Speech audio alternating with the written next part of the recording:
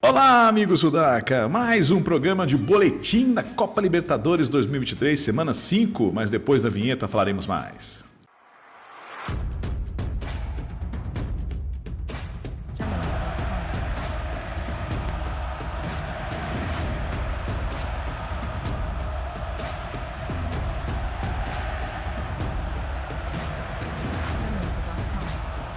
Então, amigos, mais um boletim da Copa Libertadores, semana com jogos, apenas 4 jogos, né, da fase 3, e jogos um pouco truncados, né? Nós vamos falar de cada um dos jogos aqui. Primeiro, então, vamos aos resultados aqui, né? Eu fiz a tabela, não está na ordem que aconteceram os jogos, eu vou falando aqui. Huracan 0-0 com o Sport Cristal, né? O jogo foi nesta quinta-feira.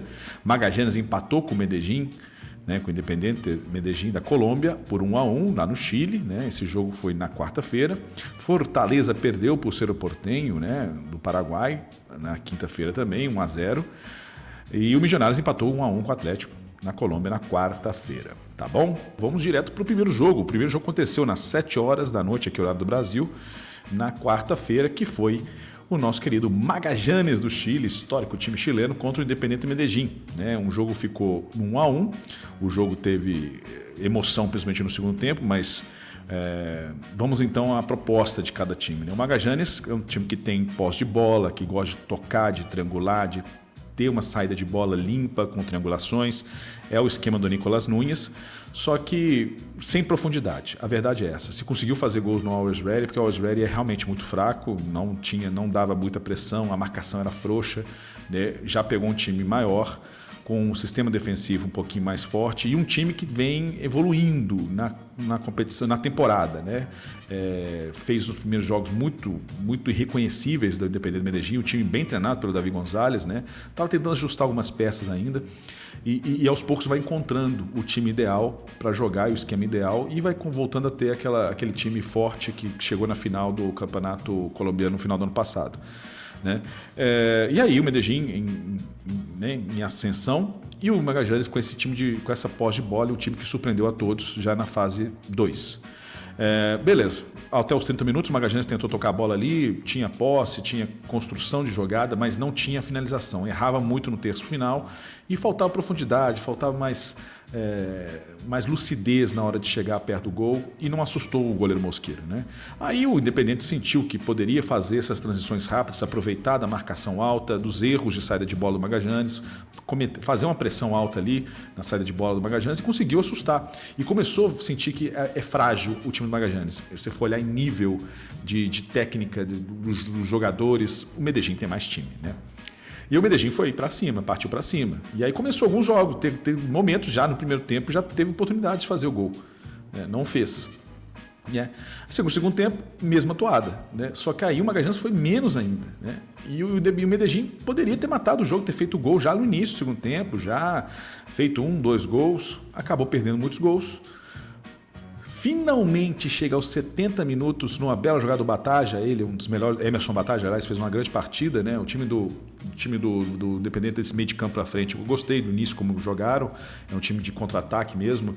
Bataja, Monsalve, o garoto que veio do Sub-20, né? Muito bom, e Ever Valencia, né? Jogando mais pelo lado esquerdo. E eu gostei desse time de contra-ataque, né? Ricardo mais atrás, Daniel Torres, né? E Ponzo lá na frente como centroavante. E depois trocou algumas peças, né? E mesmo assim o Medellín continuava perdendo gols, até que fez aos 70 minutos o gol do Bataja, né? Justo, né?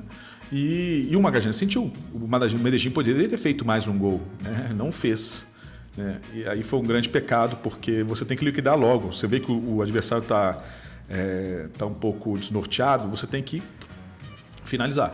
E não foi isso que o Medellín fez. E aí que aconteceu essa pressão no final, muito na raça, na garra, né? Com um belo cruzamento, o Magallanes faz o gol com o Yorman Zapata, né? Injusto para o Medellín, falta de competência na hora de finalizar esse jogo, né? Pode finalizar esse jogo lá na Colômbia, tem totais condições de fazer isso, porque é superior ao Magallanes, né?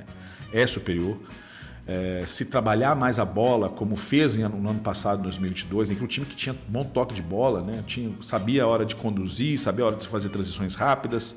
Por isso que eu gostava do time do Davi Gonçalves. Ainda não está 100%, mas já tem melhorado o nível. Se fizer isso, cara, já para mim classifica, é superior ao Magajanes, apesar do Magajanes ser um time com brio, com uma boa ideia de jogo, né? Eu acho que pode ser, no Campeonato Chileno, possa incomodar bastante os grandes, né? Mas nessa Libertadores, a essa altura do campeonato, eu acho que o Independiente Medellín é o favorito para vencer na Colômbia e já poderia ter saído com um resultado positivo lá do Chile, tá bom? Vamos para o próximo jogo, o jogo da noite da quarta-feira, né? Milionários e Atlético. Eu participei dessa transmissão, né, aqui em Belo Horizonte, com amigos aqui do Hoje Tem Galo, e foi um jogo bem, vamos dizer assim, o Milionários também com a ideia, parecido com o do Magajanes, de ter a posse de bola, de tentar construir o jogo com tabelas, com triangulações, com a movimentação do meio de campo, dos volantes, dos laterais. Os laterais nem apoiaram tanto assim, né? Mas o Atlético com uma outra ideia. Quando ele coloca o Otávio no jogo, né, que não tem o costume de jogar com 2 volantes, o time do Tchatcho Kudê nessa temporada, a ideia era um time de contra-ataque, né? É um time que se fecha bem os espaços ali no meio de campo para tentar o contra-ataque. Até que não proporcionou tantas oportunidades aos Milionários, que conseguia até um certo espaço do campo, conseguia tabelar e triangular. Chegaram no terço final, se equivocaram muito, né? Alguns jogadores estiveram bem abaixo da média, no caso do Oscar Cortés, que eu esperava um pouquinho mais, mas não triangulou muito ao ponto de criar grandes oportunidades no gol no arco do Everson, né? E o Atlético nos contra-ataques, né? Errava muito quando tinha que sair com a posse de bola ali, sair triangulando, tentando tabelar no meio de campo. Assim, nulo, né? O Atlético não soube fazer isso nessa partida. Está bem abaixo dos times que o Tchatcho já trabalhou nesse sentido, mas no contra-ataque, nas transições rápidas, que era a grande proposta do Tchatcho para esse jogo, né? Porque quando você abdica de um meia mais ofensivo e bota defensivo, você não quer ganhar o meio de campo, você quer fazer um time rápido nessa saída de bola, uma transição rápida, né? E fez, né? Com bons lançamentos da zaga, do Alan, eles faziam esses lançamentos para o Paulinho e para o Hulk, e poderia o Galo já ter feito 1-0 já no primeiro tempo com essas transições. E aí no final, quando o Milionários meio que dá uma cansada ali de tentar tocar a bola e não conseguir filtrar, não conseguir, né, ter um cruzamento e o erro de posicionamento da zaga do Galo deixa o Macalester Silva, que não é nem um pouquinho, não é alto, né? O Macalester Silva, uma estatura normal, faz um gol de cabeça, né? E isso é inadmissível para um time que que sonha alto, né? Então o Atlético acabou tomando um gol bobo, né? De falta, um erro de posicionamento da zaga, do Edenilson e do Jamerson, né? E acaba tomando o gol. Isso foi um balde de água fria para o Atlético, que tinha que fazer o resultado, né? Mas o jogo, o Milionários não tem essa característica de marcar muito forte, né? É um time que gosta de construir jogadas, né? Inclusive, quando você tem Giraldo e Léry Vasquez, você tem a proposta de construir uma jogada do que marcar. Então, dava espaço para o Atlético. Se o Atlético acertasse mais passe no meio de campo, teria condições, porque o Milionários não proporciona esse tipo de marcação forte. E principalmente nas transições rápidas, os zagueiros são lentos. Então, estava na cara que o estilo de jogo que o Atlético teria que usar era esses contra-ataques, né? E transições rápidas. E foi. E no segundo tempo o Atlético continuou fazendo isso, né? E perdeu outras oportunidades.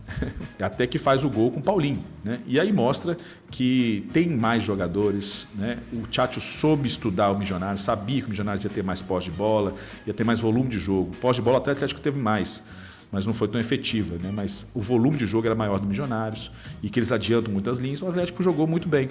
Nesse sentido, o Atlético, nessa proposta de jogo, o Atlético foi bem, né? De usar bem os contra-ataques e fazer o resultado, e poderia ter saído com a vitória lá na Colômbia, né? Por causa disso, perdeu alguns gols, né? Por causa os erros de finalização, né? Hulk não esteve numa grande noite.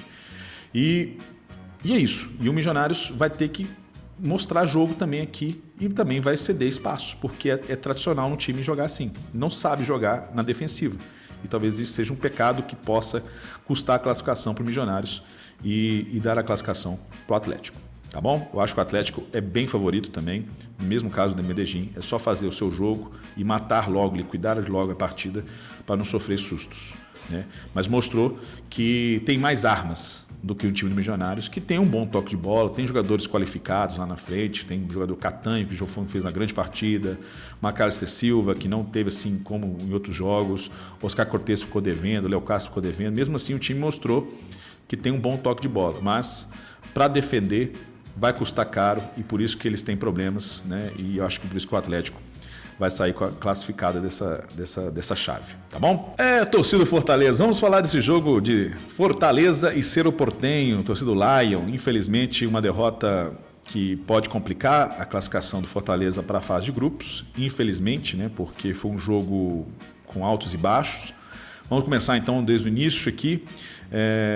Primeiro uma formação, o Fortaleza começou com essa formação aqui de 4-4-1-1, com o Pochettino um pouquinho à frente e o Galhardo lá na frente também, com o centroavante. O Pochettino fazer essa ligação, né? E o time não encaixou, cara. O Cerro Porteño conseguiu fazer uma marcação alta, conseguiu ter mais agressividade quando atacava. O Fortaleza tinha até uma posse de bola, até que tem um lance que é fundamental até para você mudar um pouco o ânimo e a esperança de um de outro, acaba criando confiança no outro adversário, que é o lance do pênalti. Aos 22 minutos, Galhardo perde o pênalti, né? Muito bem defendido pelo Jean Fernandes. Aliás, que defesa esquisita no peito. Fazia tempo que eu não vi uma defesa assim. É um goleiro diferenciado. Ele identificou que o chute seria no meio e ele faz essa defesa aí espetacular. Jean Fernandes é especial. Não é à toa que o time se sentiu muito no clássico contra o Olímpia, em que ele não pôde jogar. Ele estava sendo preservado. Ele estava vindo de uma lesão no jogo contra o Guairenha. E preservaram ele para não jogar esse clássico, mas para esse jogar essa Libertadores foi fundamental. E começou ali a noite de Jean Fernandes, né? E aí o time do Fortaleza sentiu, tá? O Cerro começa a ser mais agressivo nas transições, começa a ser mais agressivo na parte assim, quando chegava pela linha de fundo, até que tem um gol aos 34 minutos, numa bela jogada pela direita, que nós cansamos de avisar que o lado direito do Cerro Porteño é o mais forte, ou com o Pati Carriço, ou com o Cláudio Aquino, e principalmente com o Beto Spínola, que é o lateral direito, né? E o time faz uma jogada exatamente pelo lado direito, cruza, Thuram faz 1-0 Cerro, e se for olhar tudo que foi feito no primeiro tempo, foi justo. Foi justo a vitória do Cerro Porteño por ser um time mais equilibrado, né? Na hora de defender, de fechar bem os espaços e na hora de atacar, né? Então, o Cerro Porteño era o justo vencedor do primeiro tempo, né? Com esse gol do Thuram, né? E aí o Vojvoda, percebendo isso, no segundo tempo muda, tira a linha de 4, volta para uma linha de 3, né? Já jogou um tempos atrás, jogando com o Tinga como zagueiro, tira o Pacheco, que não vinha fazendo uma grande noite, né? É um erro, inclusive, ali no gol do Cerro Porteño, tira ele, bota o Crispim, que joga como ala pelo lado esquerdo, bota o Caleb como ala pelo lado direito, né? Então aí o time tem mais volume de jogo, né? E aí, logo aos 60 minutos, tem a expulsão do nosso querido Rivas, né? O lateral esquerdo do Cerro, isso deixa o Cerro mais fechado ainda, né? E que tenta só se defender e sair nos contra-ataques. E o Fortaleza para cima, né, amigo? Para cima entra Pikachu e tudo mais. Guilherme entra também. Então, o time do Fortaleza começou uma pressão em cima do Cerro, né? A gente tinha imaginação, quem assistiu o jogo sentia que poderia vir o gol a qualquer momento, né? Principalmente essa pressão que foi louca contra o Maldonado e que resultou muito mais em gols no final do jogo contra o Maldonado no Uruguai. Só que do outro lado tinha o Jean Fernandes, né? Tinha o Jean Fernandes, que eu me arrisco a dizer aqui que foi o melhor jogador da rodada da Libertadores nessa semana 5. Jogou demais. Muito, muito. E não é à toa que o time do Cerro falam, até eu acompanho o futebol paraguaio, e os próprios paraguaios comentam isso. É o melhor goleiro em atividade de futebol paraguaio. É um dos melhores goleiros do futebol sul-americano, tá? E não é exagero que eu estou falando. Aí vocês viram a prova disso nesse jogo contra o Fortaleza. Ele tem feito muito isso em toda a temporada de 2022 e 2021. O Jean Fernandes está pegando muito, tá? Isso. E aí o Cerro segurando, poderia ter feito um contra-ataque ali, outro, mas o Fortaleza pressionando até o final, né? O jogo vai ser bem complicado no Leva Hoje, tá? Por causa disso, porque o Cerro Porteño sabe se defender, né? Deve voltar, deve ir vir o Brock, né? Deve vir o Brock e jogar com o Baez, que até jogou bem nesse jogo agora. O Baez foi muito discutido no jogo contra o Olímpia, né? Gabi Baez deve jogar pela lateral esquerda e Brock deve ser regularizado para jogar essa Libertadores no jogo de volta. O Cerro Porteño vai precisar muito disso, porque o Fortaleza vai vir para cima. O Fortaleza vai mudar a postura, tem que vencer a partida. E o Cerro vai tentar jogar muito nesses contra-ataques. Grande partida de Pati Carriço, jogou muita bola. Wilder Vieira. Esse time, o próprio Turim jogou demais, sabe? Esse time do Cerro Porteño é ajustado, está se formando bem a cara do Facundo Sava, né?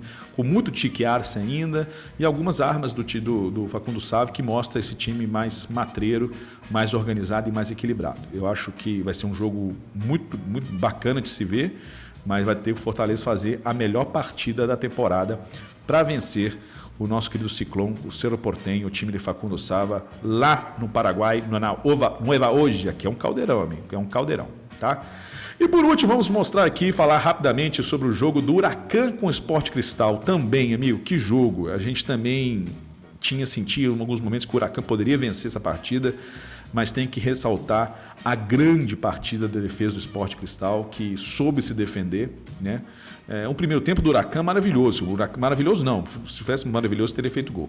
Mas um bom primeiro tempo do Huracan, que construiu jogadas, usou muito os corredores, que é um costume do time do Dabove, né? Teve triangulações, pressionou, né? Cordeiro jogando bem, Cócaro jogando bem, né?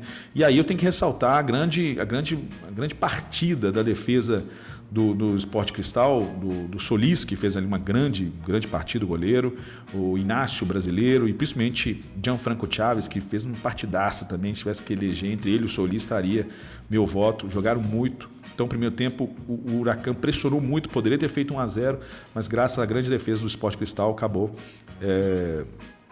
empatando o jogo em 0-0. Aí chega no segundo tempo, o Huracan insistindo na jogada, tentando construir, o Sport Cristal bem fechadinho, estava jogando um 4-3-3, mas os pontas voltavam, fechavam os corredores, então era bem complicado você furar esse bloqueio. E aí prevaleceu a grande noite desses três jogadores que eu disse, Inácio, Gianfranco Chaves e Solis, né? E o Cristal soube se defender e conseguiu segurar. O Huracan cansou um pouquinho no final. Dá a perceber que o time se desgastou em tentar furar esse bloqueio, acabou se equivocando e uma hora cansa, né? Uma hora cansa também, tá jogando com o time titular no Campeonato Argentino, não tá poupando, então é normal que o grupo entrou Galto, né? Entrou Garro, entrou outros jogadores no segundo tempo, mas não deu esse calor que se esperava, né? Para o Huracan fazer esse gol que para mim está aberto ainda, né? O Sport Cristal é forte na sua casa, né? Fez um grande jogo contra o Nacional, principalmente um bom segundo tempo contra o Nacional do Paraguai na fase 2, mas vai ser um jogo diferente. O Nacional do Paraguai não é o Huracan sabe muito bem usar os contra-ataques, né? É um time que está acostumado a fazer esse tipo de jogo, então o Sport Cristal vai ter que se expor, né? Mas vai ser um jogo muito interessante lá no Peru, do time do Thiago Nunes, que me surpreendeu com um bom sistema defensivo e que soube segurar esse time do Huracan lá no El Palácio, que é um time difícil de ser batido lá, né? Então, e o Sport Cristal há muito tempo não perde pela Libertadores como visitante, como dono da casa, né? Então, vamos esperar um grande jogo também entre Sport Cristal e Huracan. O jogo está aberto para mim, está aberto, tá? Eu um leve favoritismo para o Huracan. O jogo Milionários Atlético, um leve favoritismo para o Atlético. Entre Magallanes e Medellín, um leve favoritismo para o Medellín, né? E Cerro Porteño e Fortaleza, o Cerro acho que deu um passo importantíssimo para a classificação. Fortaleza vai ter que jogar muito, tá bom? É isso aí, amigos. É uma rodada importante na semana que vem, jogos de volta, vamos definir quem irá para a Libertadores, lembrando que quem perde vai para a Sul-Americana, né? Os 4 que perderem vão para a Sul-Americana, já está de bom tamanho para muitos times aí, né? Então, acompanhe semana que vem, boletim da semana 6, né? E compartilhe esse vídeo, deixe o seu like, se inscreva no canal, é importante para a gente continuar fazendo esse tipo de conteúdo, tá bom? Um grande abraço a todos, tchau, tchau.